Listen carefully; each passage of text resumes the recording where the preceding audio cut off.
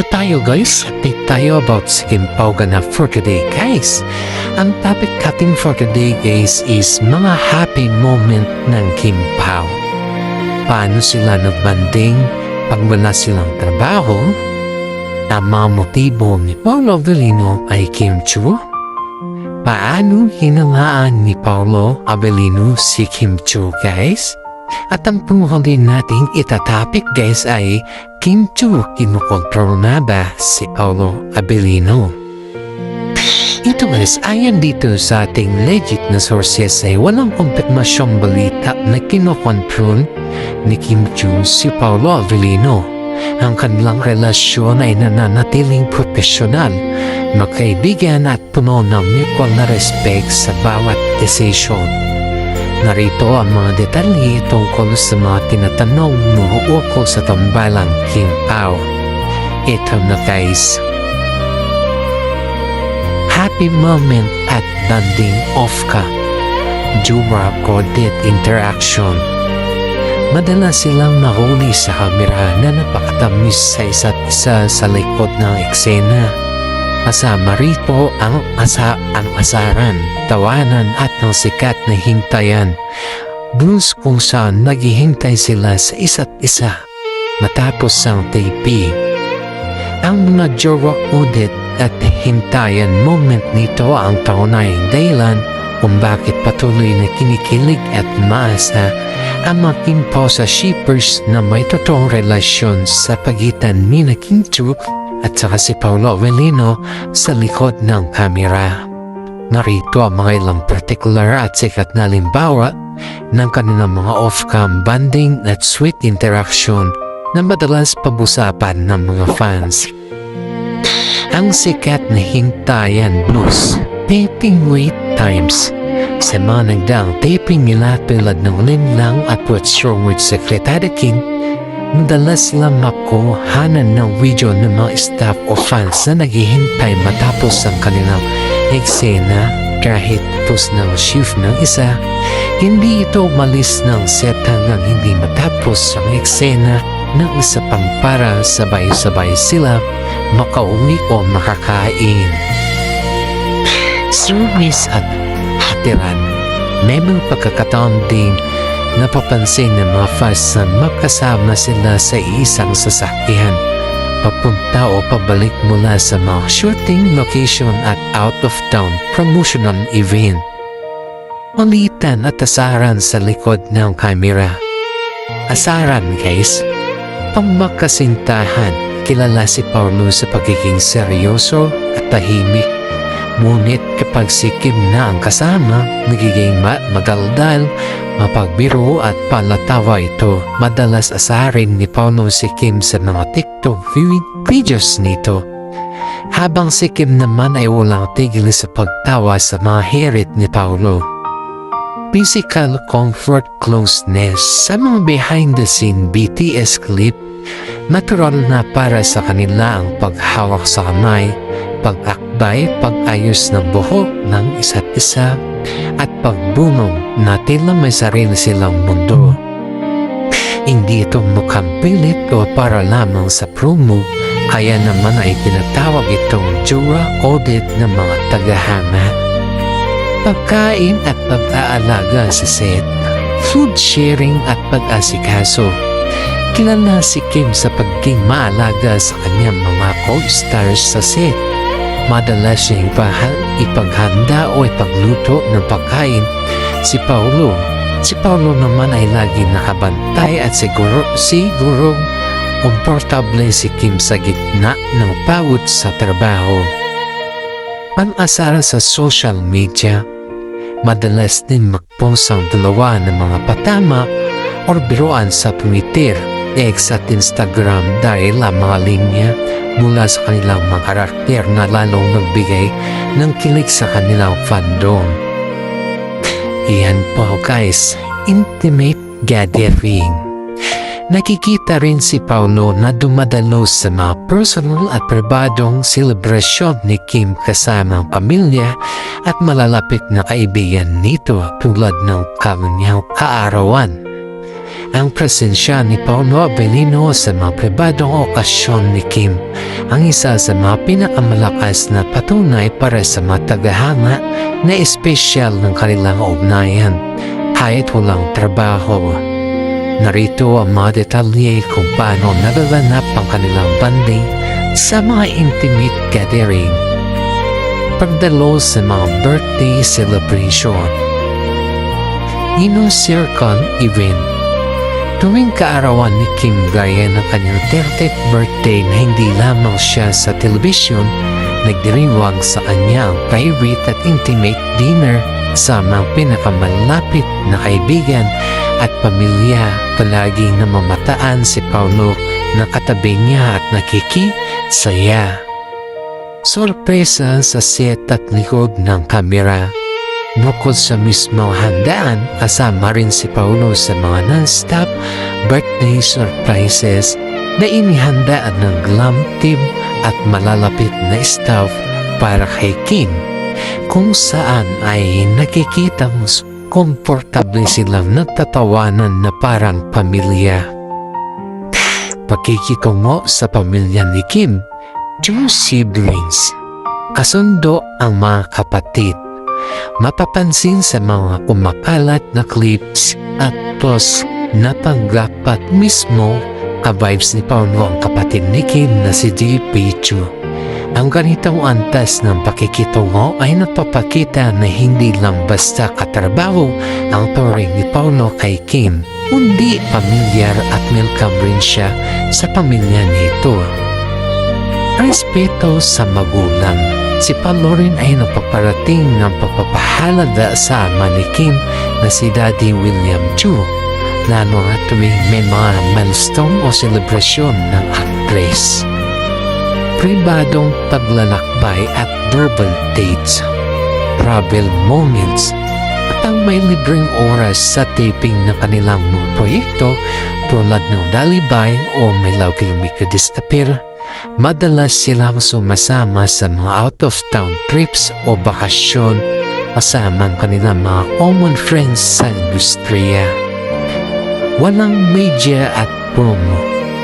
Ang mga gathering na ito ay madalas na hindi dokumentado ng mga malalaking TV network. Nalalaman na lamang ng publiko dahil sa mga pasilip na Instagram story ng kanyang mga kaibigan na nagpapatunay na natural ang kanilang banding at hindi para sa showbiz promo lamang. Travels at promos. Nakakasama sila sa mga out of town at out of country na trabaho at mall tour para sa mga proyekto gaya ng mga pelikulang My Love Will Make You Disappear at seryeng Dalibay.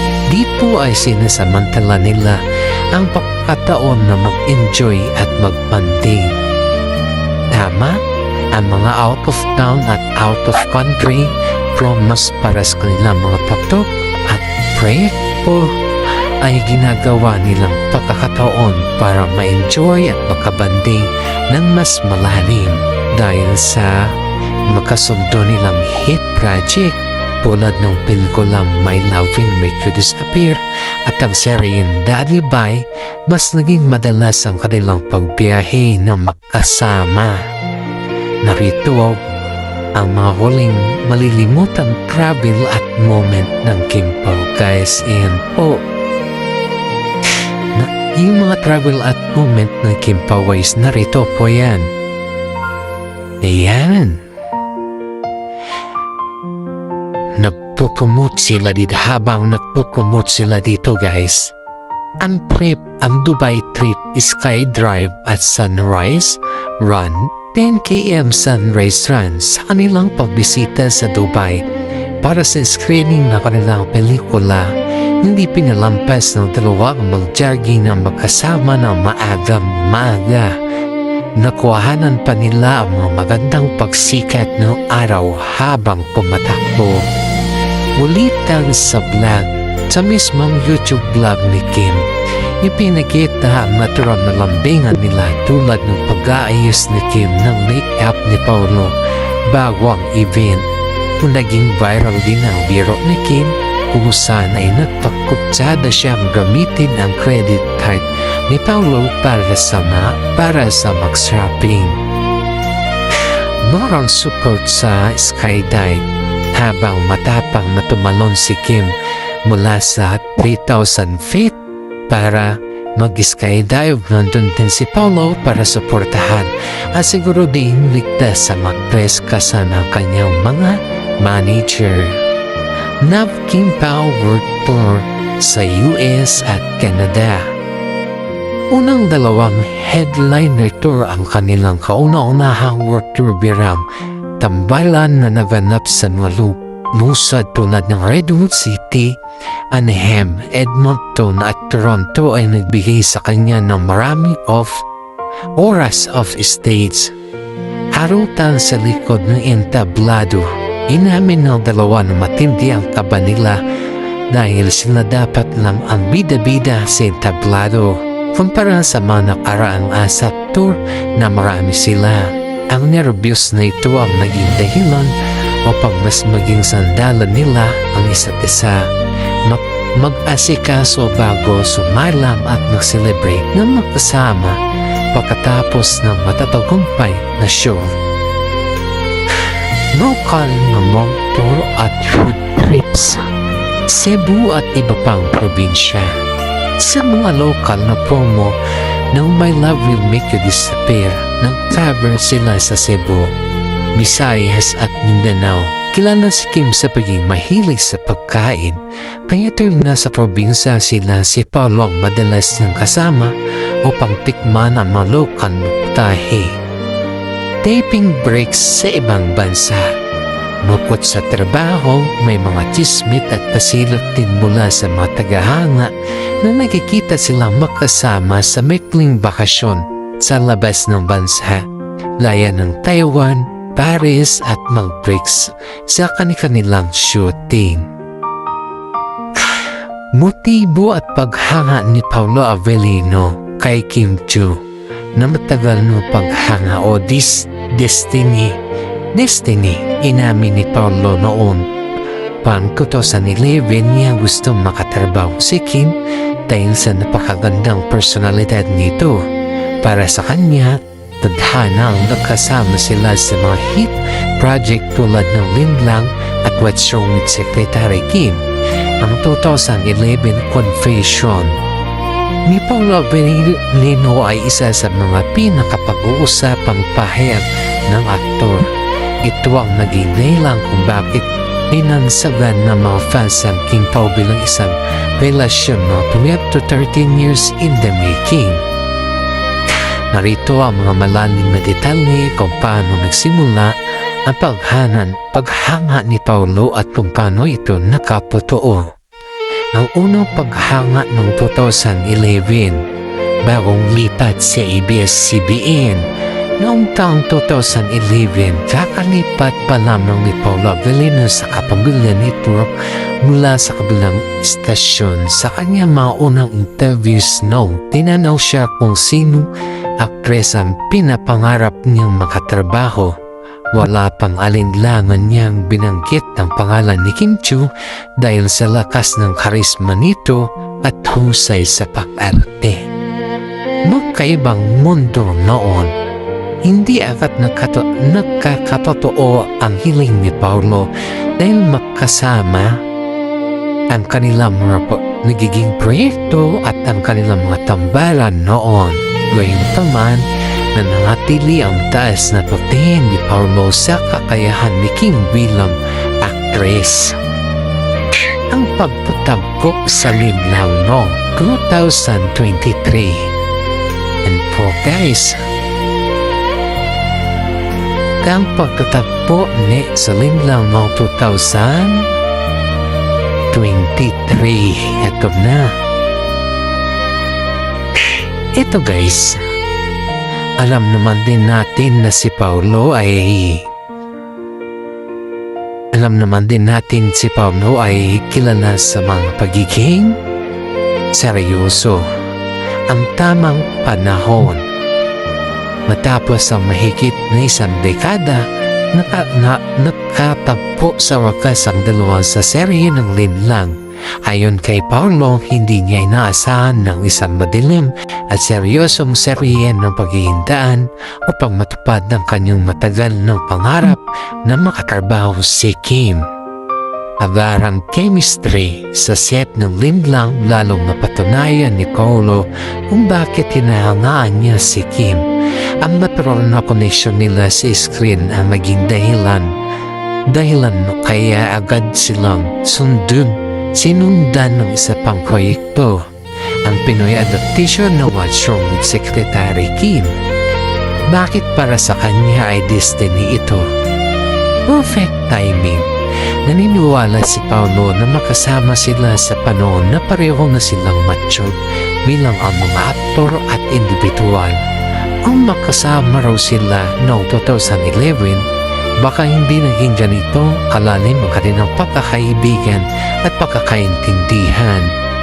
Higit sa trabaho, inamin ni Paulo sa press conference na ang paghanga niya kay Kim Chiu noong 2011 ay nadagdagan pa ngayon. Hindi lang basta kagandahan at tiling sa pag-arte ang nakita niya, kundi ang musilak na puso ni Kim at ang kakayahan nitong magdala ng saya sa lahat ng taong nakapaligid sa kanya.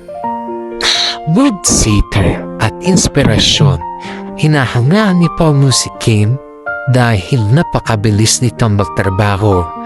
Abisado pala ang script at napaka-professional. Tinatawag na si Kim na mood seller ng set kapag masaya si Kim, nahahawa ang buong production sa magandang enerhiya nito.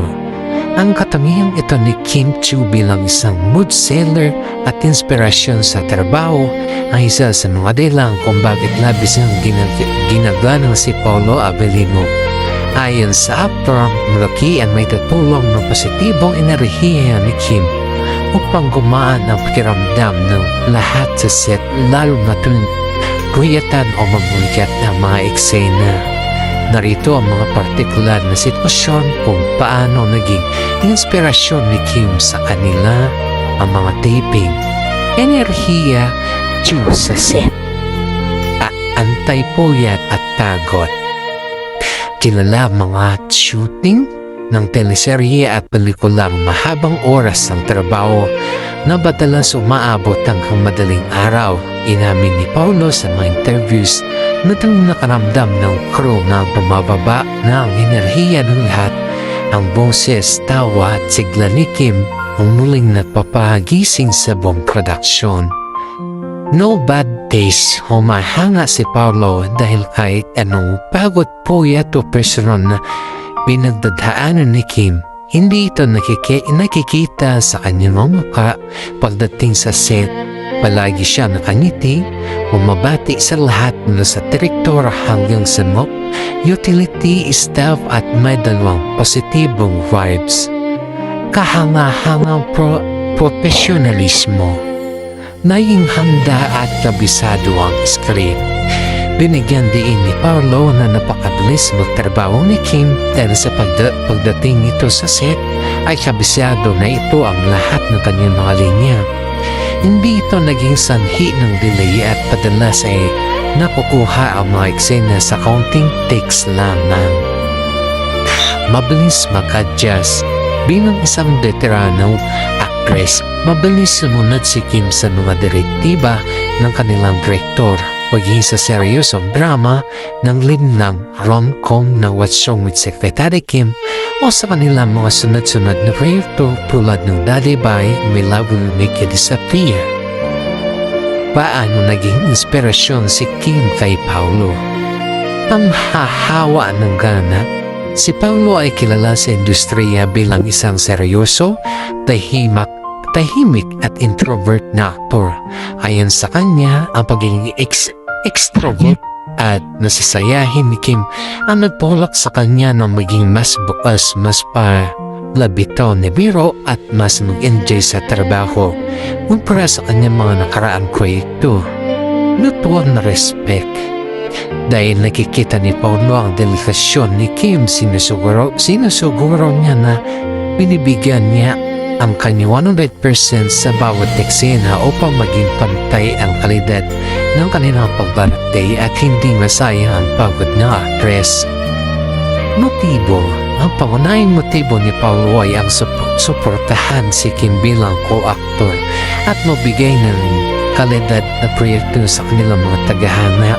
Bagamat tinutokso nilang dalawa ang shipping o pinapaliwanag ni Paulo na respeto, nire-respeto niya ang takbo ng buhay ni Kim at nais siya lamang itong protektahan at pasayahin.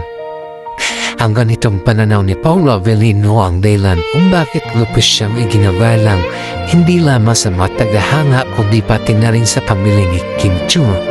Sa kabila ng matinding pressure mula sa publiko na gawing totoong makasintahan ang kanilang tambalan, pinipili ni Paolo na maging isang matatag na protektor at tapat na kaibigan mula sa actress. Narito ang mga malalim na detalye kung paano pinapakita ni Paolo ang kanyang tunay na motibo sa buhay ni Kim. Ang papel bilang protektor. Pangalagaan sa pangangalaga sa pribadong buhay. Alam ni Paolo na ang pinagdaan ng mabigat na yugto sa buhay ng pag-ibig ni Kim nito ang nakaraang taon. Kaya naman sa mga interviews madalas niyang sinasabi na ayaw niyang madaliin o lagyan ng papel ang anuman sa kanya upang hindi may stress si Kim sa expectation ng ibang tao.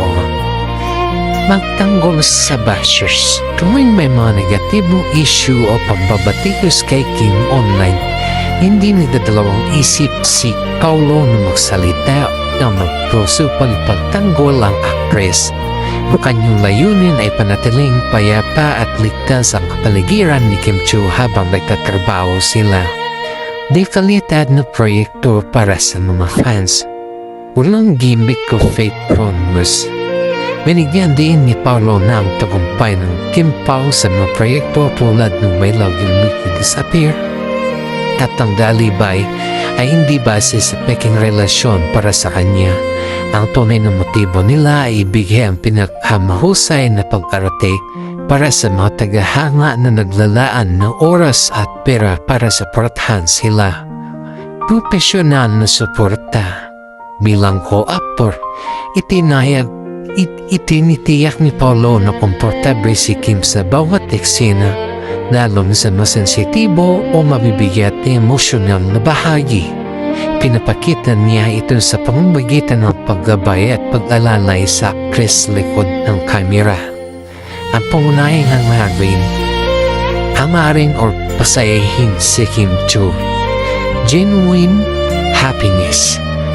Sa isa sa kanyang mga naging pahayag, inamin ni Paulo na ang pinakamahalaga sa kanya ay ang makitang masaya at nakangiti si Kim araw-araw. Kung ang pagiging makaibigan o espesyal na companions ang pinakamagandang paraan para maaga at ngayong buong puso niya itong tinatanggap at nire-respeto. Yan po guys. At ang panghuli po natin guys ay ito. Issue sa pag-control. Ito na guys, ginabangan ng lahat. Issue sa pag-control guys, controlling rumors. Walang katotohanan. Walang basihan ng kismis na kinokontrol ni Kim Chu si Paulo. Sa katunayan, sa mga interviews tulad ng ABS-CBN ay binibigyan din ni na Kim at saka si Paulo na napakahalaga sa kanilang tiwala at tatatan at respeto sa personal na space ng bawat isa. Ang chismis na kinokontrol ni Kim Chu si Paolo Avellino ay walang katotohanan dahil ang kanilang relasyon ay nakasalalay sa malalim na tiwala, profesionalismo o respeto sa kalayaan ng bawat isa. Sa katunayan na sa kanilang mga panayam para sa proyektong tulad ng Dalibay at My Love Will Make You Disappear, malinaw nilang ipinaliwanag kung gaano ito pinapanatili ng isang busog na dynamic. Paggalang sa personal space at sariling desisyon. Walang sakalam. Pareho iginagawa namin ni Kim at Paulo ang kanilang personal na buhay oras sa pamilya at mga individual na hilig gaya ng hilig ni Kim sa pagtakbo na at fitness at ang pagiging pribado naman ni Paulo. Suporta sa karir, hindi pinapakailaman ng bawat isa ang mga individual na desisyon sa karir. Sa halip na magdikta, mas pinili nilang maging cheerleader ng isa't isa sa lahat ng kanilang sono at maghiwalay na commitment. Ang unspoken agreement, yan po guys, at pantay na dynamics professional na pagtutulungan. Sa set ng kanilang mga labas, walang nagdidikta kung sino ang mas masusunod. Meron silang natural na pagbibigay kung saan ay hinahayaan nilang mamuno ng isa kung ito ang bida sa eksena at ganun din na pabalik. Bukas na komunikasyon. Kung mayroon mang kailangan ayusin o baguhin sa kanilang mga eksena o schedule ay ginagawa nila ito sa pamamagitan ng maayos na pag-uusap panid hindi sa pagkontrol o pagpilit. Tiwala at katapatan nilang relationship deals breakers. Malinaw na hangganan, diretsahang inaiyag ni Kim Cho at si Paulo na para sa kanilang awa, kawalan ng tiwala at katapatan ang pinakamalaking deal breaker sa anumang uri ng relasyon. Katiyakan sa isa't isa dahil meron silang matatag na tiwala sa isa't isa, hindi na kailang bantayan o kontrolin ang kilos, ilaw o mga nakakasamang kaibigan ng bawat isa't isa. Mutual dynamic. Ayon sa dalawang makaroon sila ng unspoken agreement sa trabaho. Kapag eksena ni Paulo, hinahayaan siya ni Kim na mamuno at ganon din ang ginagawa ni Paulo para kay Kim. Lahat ng adjustment sa set ay ginagawa ng may pag-uusap at pagsang-ayon ng dalawang panig. Ito ay isang mamsok at pantay na samahan. Unspoken agreement na ito ang sekreto kung bakit napakakinis ang takbo ng mga proyekto ng Himpaw. Pinapakita nito ang kanilang mga chemistry at hindi lamang basta nakabatay sa kilig. Hindi sa isang matatag at professional na pundasyon. Narito ang ilan paraan kung paano nagpapakita ng malusog at pantay na dynamic na ito sa kanilang trabaho. Pagbibigay sa mabibigat na eksena, Pau territory. Sa mga seryosong eksena ng drama o suspense gaya ng Dalibay, kilala si Paulo sa pagiging meticuloso sa kanyang mga pag-arte. Kapag tingnan ni Paulo na napapakita na emosyon, usang matras si Kim upang bigyan siya ng sapat na espasyo at emosyon na suporta para magawa ang eksena ng perpekto. Kim's territory. Kapag naman rom-com sa gawan o mga eksena na kailangan ng mataas na enerhiya gaya ng What's Wrong with Secretary Kim at My Love Will Make You Disappear, hinayaan ni Paulo na si Kim ang mag-lead at magdikta ng tono na eksena dahil alam niya ito na ni Paul na ang forte ng actress. Professional sa komunikasyon bago ang aksyon. Walang sapilitan bago punan ng masisilang eksena o pisikal na kulitan. Palagi sila nag-usap po hanggang saan lang ang komportable para sa isa't isa. Walang magugunat o napapasiklab na walang pahintulot ng kapareha. Collaboration. Kasama ng direktor, hindi sila nag-aaway kundi sino ang mas magaling. Sa halip na kasama silang lumapit sa direktor upang magbukahi ang mga ideya kung paano mas mapapaganda ang kanilang mga karakter. Antay na paturing, no seniority complex. Kahit veterano o mapagkumbaba, pareho na silang sikat at matagal sa industriya, ngunit wala pang nagpapakita ng diva o star attitude sa set. Ang pagtatrabaho nila sa isa't isa ay bilang magkabantay, equal, at nabibigay ng inspirasyon sa buong cast at crew na magtrabaho ng maayos. At bago natin tapusin yung ating updates about sa Himpaw guys, ay shoutout muna tayo sa mga senior citizen dyan na palagi nanonood sa ating updates. For more updates guys is please follow us.